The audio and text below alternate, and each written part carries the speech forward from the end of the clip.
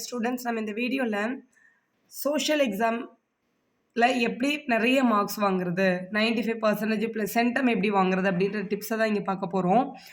So எப்படி centum வாங்குறது social எக்ஸாமில் எவ்வளோ எழுதினாலும் மார்க் கம்மி பண்ணுறாங்க அப்படின்றவங்களுக்கு இந்த வீடியோ ரொம்ப யூஸ்ஃபுல்லாக இருக்கும். ஃபஸ்ட்டு பாயிண்ட்டு, சோஷியலோட ட்ராபேக் என்ன அப்படின்னு பார்த்தோம் அப்படின்னா, பேப்பர் லென்த்தியாக இருக்கும். ஸோ அந்த டைம்குள்ளே முடிக்க முடியல அப்படின்றது நிறைய ஸ்டூடெண்ட்ஸ் சொல்கிற கமெண்ட்டாக இருக்குது. இதில் பேசிக்காக உங்களுக்கு தெரிஞ்சிருக்க வேண்டியது, ரீடிங் டைமை டிசிஷன் மேக்கிங் டைமாக யூஸ் பண்ணுற ஸ்டூடெண்ட் கண்டிப்பாக சென்டம் வாங்குவாங்க. ரீடிங் டைம்ன்றது உங்களுக்கு கொஸ்டின் பேப்பர் கொடுத்தோன்னே 15 மினிட்ஸ் அலாட் பண்ணியிருப்பாங்க கொஸ்டின் பேப்பரை தரோவாக ரீட் பண்ணியிருக்கிறதுக்கு.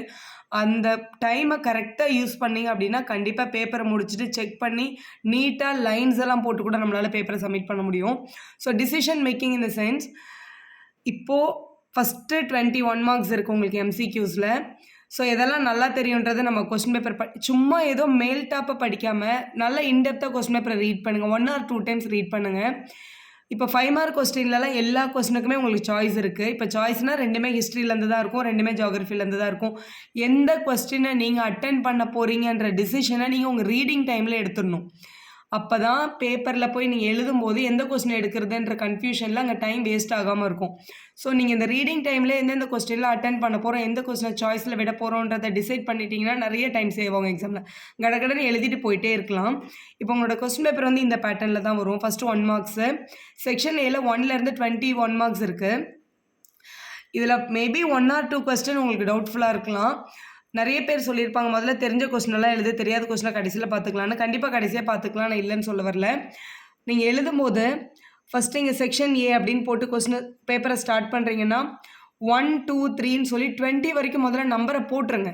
எந்த நம்பரையும் விடாமல் எல்லா நம்பரையும் போட்டுட்டு, சப்போஸ் ஏதாவது ஒரு பர்டிகுலர் கொஸ்டினோட ஆன்சர் டவுட்ஃபுல்லாக இருந்தால் அந்த கொஸ்டினில் மட்டும் பிளேஸ் விட்டுட்டு மற்ற எல்லா கொஸ்டினுக்கும் ஆன்சர் எழுதிருங்க. ஸோ மறுபடியும் நம்ம பேப்பரை திருப்பும் போது எந்த இடத்துல பிளாங்காக இருக்கோ அந்த கொஸ்டினை எடுத்து நம்ம எழுதிடலாம். நீங்கள் நம்பரே போடாமல் விட்டிங்கன்னா பின்னாடி எந்த கொஸ்டினுக்கு ஆன்சர் பண்ணலன்னு கண்டுபிடிக்கிறதே ரொம்ப டஃப் ஆகிடும். ஸோ கண்டிப்பாக இந்த மாதிரி எல்லா நம்பரையும் 20 வரைக்கும் நம்பர் போட்டு வச்சுட்டு தெரிஞ்ச கொஸ்டின் எல்லாம் முதல்ல ஆன்சர் பண்ணிக்கோங்க. ஸோ தெரியாதது கொஞ்சம் யோசிக்கணுன்றதை கொஞ்சம் லேட்டாக நம்ம யோசிச்சு எழுதிக்கலாம். இப்போ section B, section C, section D இருக்குது.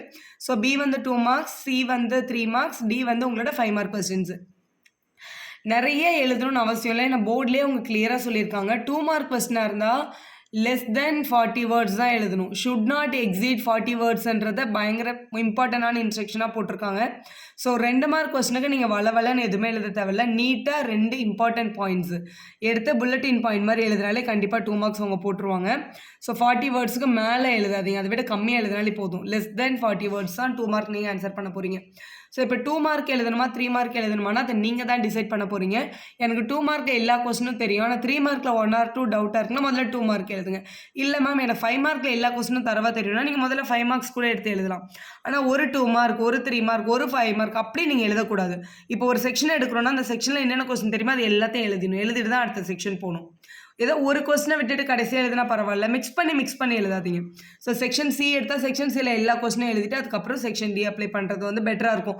ஏன்னா கரெக்ஷன் பண்ணுறவங்க உங்கள் மார்க் எடுத்து ஃப்ரண்ட் ஷீட்டில் ஃபில் பண்ணணும். ஸோ அங்கங்கே எழுதிருந்தீங்கன்னா அதை எடுத்து ஃபில் பண்ணுறதுக்கு கொஞ்சம் இரிட்டேஷனாக ஃபீல் பண்ணுவாங்க. ஸோ எது நல்லா தெரியுமோ அந்த செக்ஷனை ஃபஸ்ட்டு எடுத்து கம்ப்ளீட் பண்ணுங்கள்.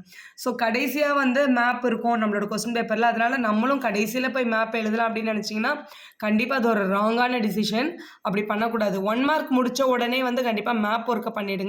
ஏன்னா லாஸ்ட்டில் பண்ணும்போது டைம்ஸ் அப்னு சொல்லுவாங்க, இன்விஜிலேட்டர் பேப்பரை டைப் பண்ண சொல்லுவாங்க. கடைசி நிமிஷத்தில் ஒரு சின்ன ஒரு டென்ஷன் இருக்கும் நம்மக்கிட்ட. பேப்பர் ஒரு தடவை செக் பண்ணணும், லைன்ஸ் ட்ரா பண்ணணும், அது எல்லாமே இருக்கும். அந்த டைமில் நம்ம மேப்பை மார்க் பண்ணோன்னா கொஞ்சம் சரியான பிளேஸில் மார்க் பண்ண முடியாமல் போகலாம். அதனால் என்ன பண்ணுங்கன்னா 1 மார்க் முடித்த கையோடையே மேப் ஒர்க்கை கம்ப்ளீட் பண்ணி எடுத்து வச்சுருங்க. ஸோ மேப்பை கரெக்டாக டைப் பண்ணி பேப்பரை சப்மிட் பண்ணுங்கள். ஏன்னா மேப்பை முடிச்சிட்டோம்னாலே நம்மளுக்கு கொஞ்சம் மைண்டு ஃப்ரீ ஆகிடும். ஓகே மேப்பெல்லாம் முடிச்சாச்சு, அப்போ அந்த எழுதுகிற பார்ட் மட்டும் தான் ரிமைனிங் இருக்குன்னு சொல்லி ரொம்ப நீட்டாக நம்மளால் ஆன்சர் பண்ண முடியும். ஸோ அதே மாதிரி 3 மார்க் கொஸ்டின் எழுதும்போது 60 வேர்ட்ஸுக்கு கம்மியாக எழுதினாலே போதும். லெஸ் தென் 60 வேர்ட்ஸ் இருந்தால் போதும் உங்களோட கொஸ்டினில். ஸோ ஒரு 3 ஸ்டேட்மெண்ட்ஸு இல்லை ஒரு 3 and 4 இருந்தால் போதும். அதுக்கு மேலே எக்ஸிட் பண்ணி நீங்கள் எழுத வேண்டாம். செக்ஷன் டியும் அதே மாதிரி 5 மார்க்குன்னா 5 பாயிண்ட் இருக்கணும் உங்களுக்கு, அதுதான் கண்டென்ட்டு. ஸோ இப்போ நான் ஒரு 2 மார்க்கு ஒரு 5 மார்க்கு இப்போ ஒரு எக்ஸாம்பிள் கூட நான் உங்களுக்கு காமிக்கிறேன். கீ எப்படி இருக்குன்னு பாருங்களேன். ஒரு 2 மார்க் கொஸ்டினுக்கு இந்த கொஸ்டின் இப்போ கேட்டிருக்காங்கன்னு வச்சுக்கோங்க. Suggest any 2 ways to improve the usage of solar energyன்ற ஒரு கொஸ்டின் உங்களுக்கு வந்திருக்கு பேப்பரில் 2 மார்க்கில். இது எல்லாமே அதோட ஆன்சர்ஸ் தான். எனி 2 பாயிண்ட்ஸ் உங்களோட புக்கு பேஜ் நம்பர் 62ல இருக்குது. இதில் எந்த 2 பாயிண்ட் எழுதினாலும் அவங்க 2 மார்க் போட்டுருவாங்க. Reducing the cost of solar panels, use of efficient solar panel and models, raising the awareness, easy installation process, இந்த மாதிரி ஏதாவது 2 பாயிண்ட். கண்டிப்பாக 2 தான் எழுதணுமா, மோர் தேன் தட் எழுதக்கூடாதுன்னா கண்டிப்பாக எழுதலாம். நான் 2 பாயிண்ட் நீங்கள் கரெக்டாக எழுதிட்டாலே அவங்க கண்டிப்பாக என்ன கொடுத்துருவாங்க, 2 மார்க் கொடுத்துருவாங்க. இந்த பாயிண்ட்டை தான் எழுதணுமானா எனி அதர் ரெலவெண்ட் பாயிண்ட்னு கொடுத்துருக்காங்க பாருங்கள்.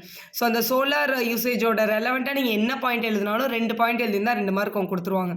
இன் what ways government can increase employment in the rural sector அப்படின்னு ஒரு கொஸ்டின் கேட்டிருக்காங்க எக்ஸாமில் 2 மார்க்கில்.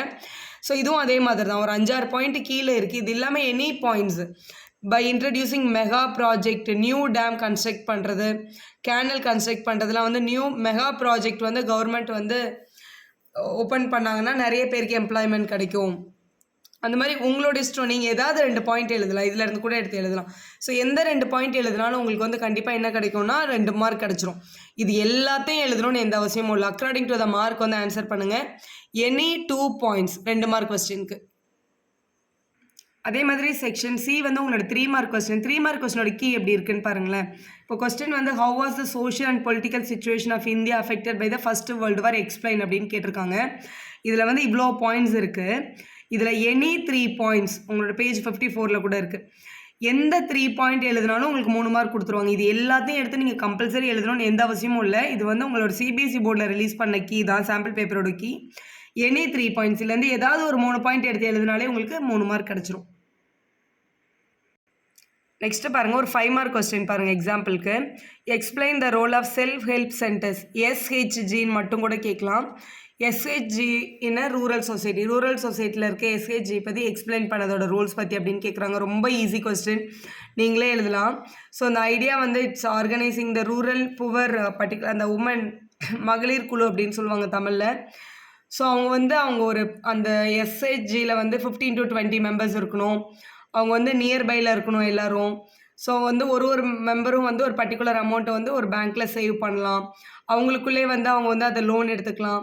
இந்த மாதிரி ஒரு 1 or 2 இயர்ஸ்க்கு அப்புறம் அந்த பர்டிகுலர் குரூப் வந்து eligible to getting loan from the bank.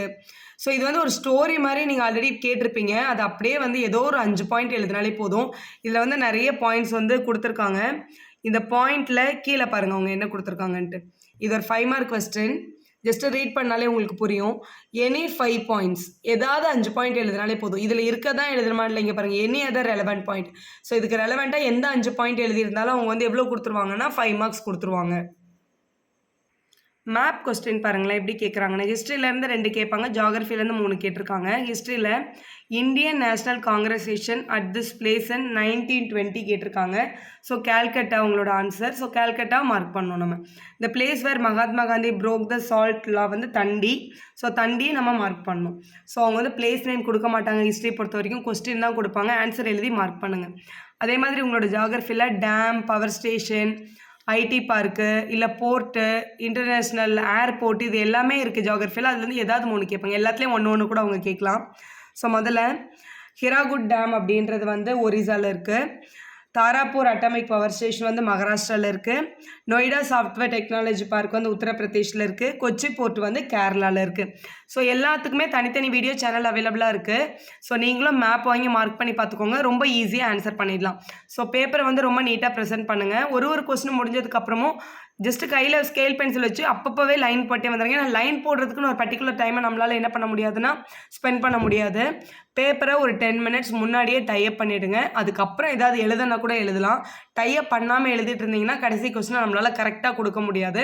So just ஒரு ஓனாக ஏதாவது கொஸ்டின் கேட்டால் இது நம்ம படிக்கலன்னு விட்டுட்டு மட்டும் வராதிங்க. அந்த கொஸ்டினை பற்றி உங்களுக்கு என்ன தெரியுமோ அது கண்டிப்பாக எழுதுங்க. ஏன்னா எந்த கொஸ்டினையுமே விடாதீங்க. ஏன்னா நமக்கு எந்த நெகட்டிவ் மார்க்கிங்கும் கிடையாது.